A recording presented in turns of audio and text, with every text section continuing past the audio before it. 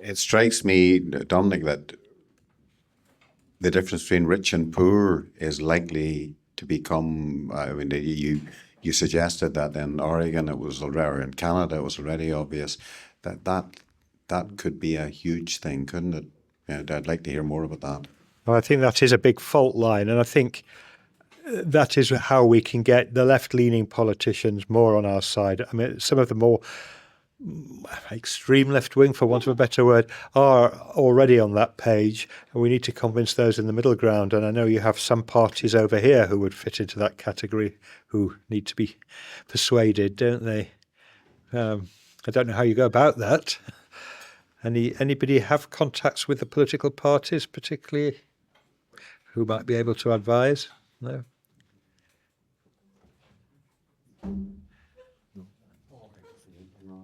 Yeah.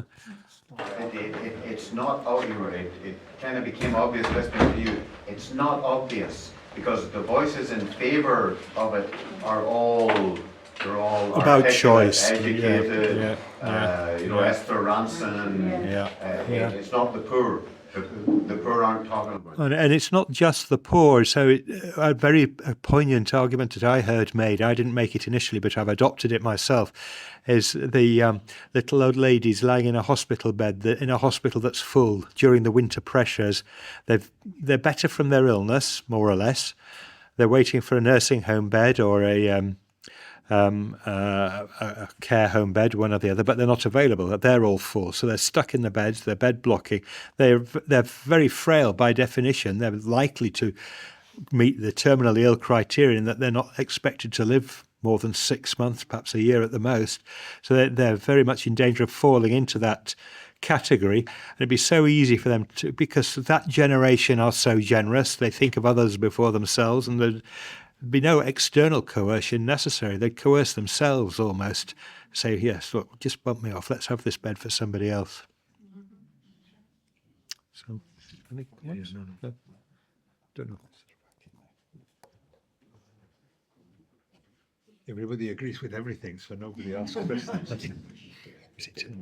Well, again, I was just wondering what you feel will be the effect on palliative care, especially if this was to go through.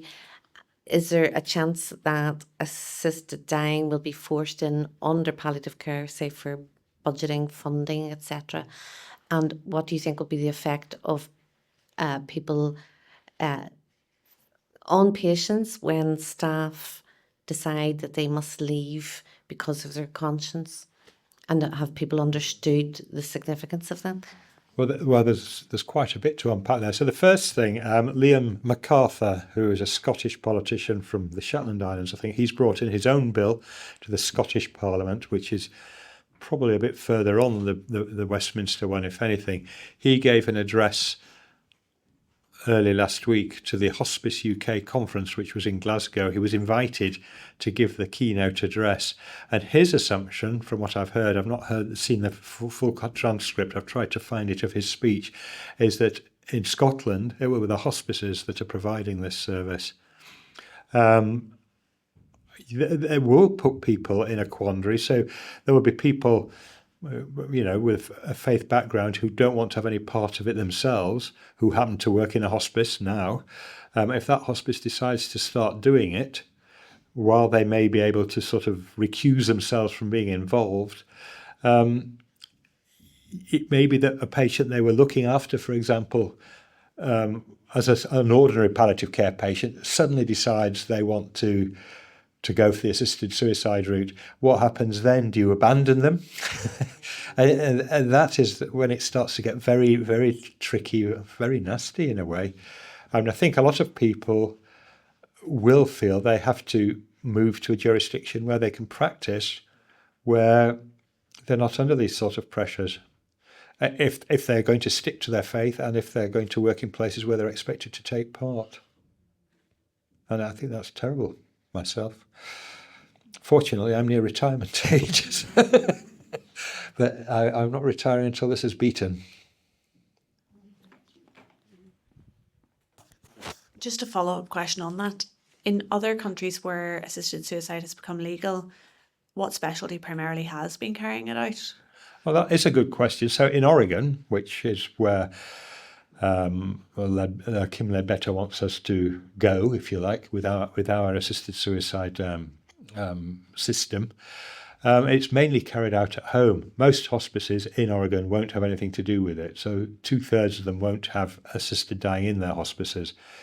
In New Zealand, which is only very recently legalised assisted suicide and also euthanasia, there's one hospice out of about 10 in the country that does offer it. The others don't at the moment, although their equivalent of Hospice UK, their umbrella organisation, has removed its stance or taken it off its website that they're against assisted dying. They're now neutral on it. And at the Hospice UK meeting last year, the recent one was in Glasgow this year, it was in Liverpool last year, and I was there. The chief executive of Hospice UK ran what he called a round table, which I would take to be an open discussion between equals, but he brought in the chief executive of that New Zealand hospice plus another New Zealand hospice that doesn't do it, and both of them were arguing that it should be allowed in hospices from an ethical point of view. And it was quite clearly choreographed, and I knew then that there is a major system at work to try and undermine what we do in our hospices in this country. I'll just say these views are my own, and they don't represent St Wilfrid's Hospice in any way, but there are other people in St Wilfrid's Hospice who do have these views. Two observations. Very grateful for the most informative talks from both of you. One, with regard to the fact that all these medical bodies, professional medical bodies in the UK, seem to be quite against assisted suicide. How that didn't seem to feature in the debate, as far as I'm aware, leading up to it, or it certainly didn't seem to get widespread publicity. That would be one observation. And the second, probably might be more in Jack's area. It seems to me that there's great scope for good investigative journalism on what happens abroad.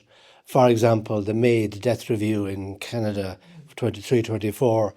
There's a career option for an up-and-coming journalist to make good copy out of that. Thank you. Well, yeah, so I was listening to your second question so much, I forgot what the first one.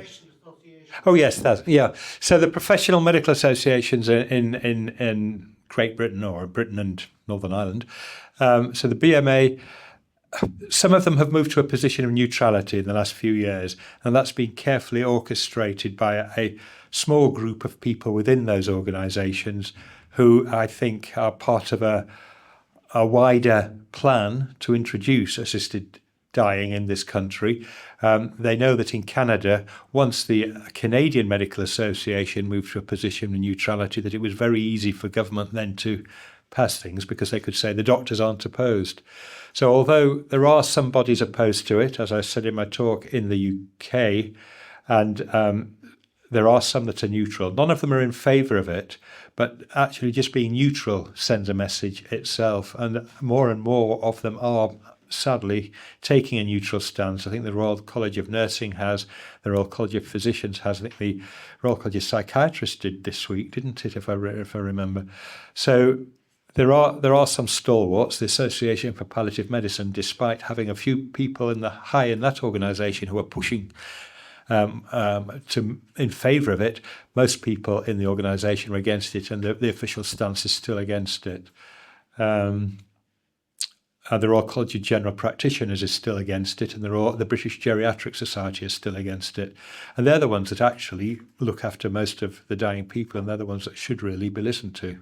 But sadly, the BMA have managed to convince politicians and the media and the public that they're speaking for the voice of the medical profession, so people listen to them more than they do to anybody else, which is very sad. So do you want to have a go with your question? No, on this, I thought that when you were speaking about this now and before, that there is an opportunity that's opening up now for people to get together and open hospices and places where you're not going to be bumped off. So specifically, we don't do this here, and so you can feel safe to come here to be looked after, because in many places now you will feel very unsafe if this happens. So I think we have something that's very good. Yeah, yeah. At the moment, it's not news that that assisted suicide is increasing in Oregon. That it started very small and it's bigger and bigger and bigger. So I think that it would need to. It's not just anybody who can tell this story. You need some big name to tell this story. I mean, there is a story to be told, but bits of it have already been heard. So I think it's not so easy at the moment. Unless, I mean, there are scandals and they are being told in the media. For example, some person in the Netherlands had to be held down because she didn't want to be killed, and somehow the relatives had decided that she wanted to be killed, and so they had to hold her down while she was being killed. So that obviously is very scandalous, and so that was reported, and things like that.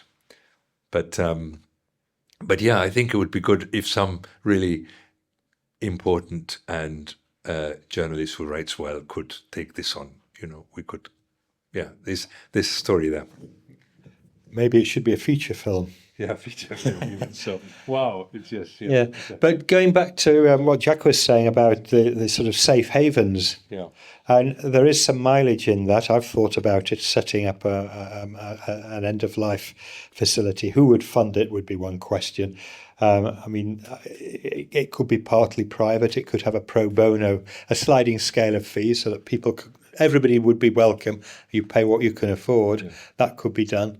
There are organisations within the church looking at doing this. Interestingly, most hospices in England and Wales, and I'm not sure about Northern Ireland, but certainly in England and Wales, there were often originally religious foundations. Yeah. There are a few Catholic ones, St Margaret's in Scotland, St Joseph's in Hackney, where the Sisters of Charity are. St Gemma's in Leeds used to be. I don't know that it still is. The one I work in was very much founded by, local worthies, some Catholics, some Church of England, who got together and felt this is the right thing to do. But they've been secularised. They've been hijacked, I think, is perhaps the right word, by secularist, liberal, leaning professional managers. And I think it's actually quite scandalous. But I don't know how we fight back against that, sadly. I know certainly at St Joseph's, they still have some sisters on the trustees, for example, at Hackney in London, and that they're in a stronger position. At St Margaret's in Scotland, they're able to fight back against it a bit. But, a lot of these other hospices that now have non-doctors as the chief executive, they're not clinicians often as not. They're people who've come from a legal background or a health management background in the NHS or somewhere like that. So, yeah, open to ideas. But we do have a lot of allies, as we've seen in Parliament. Yeah. A lot of allies. Yeah. Most communists are against it, Yep. So, and they're not on our side normally, but we could work with them. No, most communists and most of the more right-wing section of the Conservatives. Yeah. So and the Reform there's a Party. whole swathes of people are in favour of this, are against assisted suicide. Therefore, there's a gap in the market, including the health secretary. Yeah, exactly. Do we have time or do anyone have one last question maybe?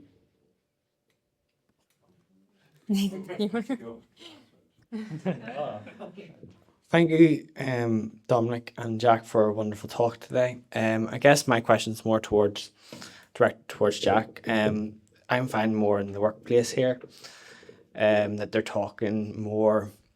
They're not necessarily proponents of it, but people hate the thought of suffering at the end, like having that suffering, and they're like, oh, I rather end my own life than go through suffering. And I guess, how do we respond to people who feel that way, because they hate that thought of what's going to happen to them at the end of life? Not necessarily that they're young enough in their 50s, 40s, and that's the thought they're having. This is normal people in the workplace. How do we respond and get them thinking more positively about the end of life, I guess. Well, because in fact you agree with that, don't you? You agree. We all agree. We don't want this suffering to take place. We want really good solutions to that. So you have good solutions. You have to think like what Dominic was telling us.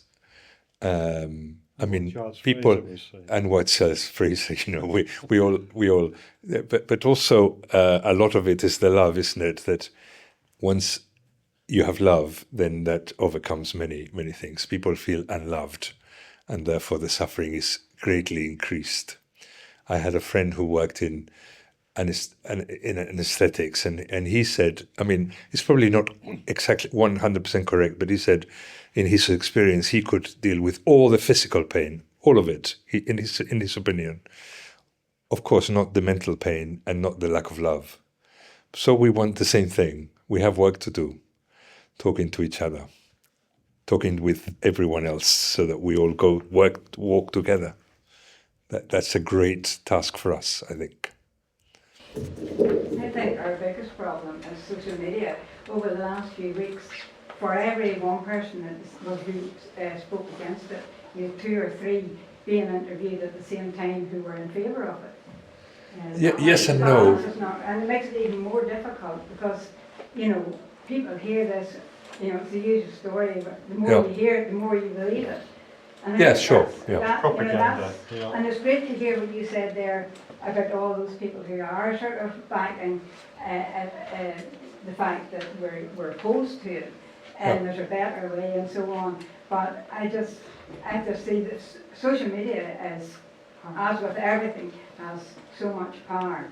Sure, but West Streeting, Angela Rayner, the mother of the house, the father of the house. So there's many people of different that have never agreed on anything that have got together and said this is not right.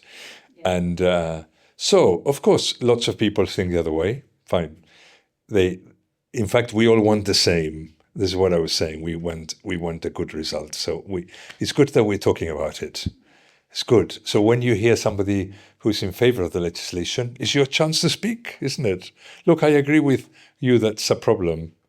And I have my thing to say about this. And before, they wouldn't even listen to you, and now you have the opportunity. So it's good that it's opened up. And really a lot of different... You have to be confident. This is what I've learned these last few weeks. We are confident. We are with many people on our side, many people, all kinds. And since we are all looking for the same thing, we have to be optimistic.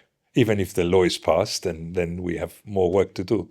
The battle commences now, today. Yeah, I and don't... what you said about being framed, and how our approach is very, very important from a point of view. Exactly. And Let's also, do it better. And we can do it better. And also, if we even brought the Holy Spirit into helping us in what we said, I think would be a good thing as well. Good. Yeah. And don't be disheartened. So I told you, you hear these opinion polls regurgitated all the time. They're not worth the paper they're written on.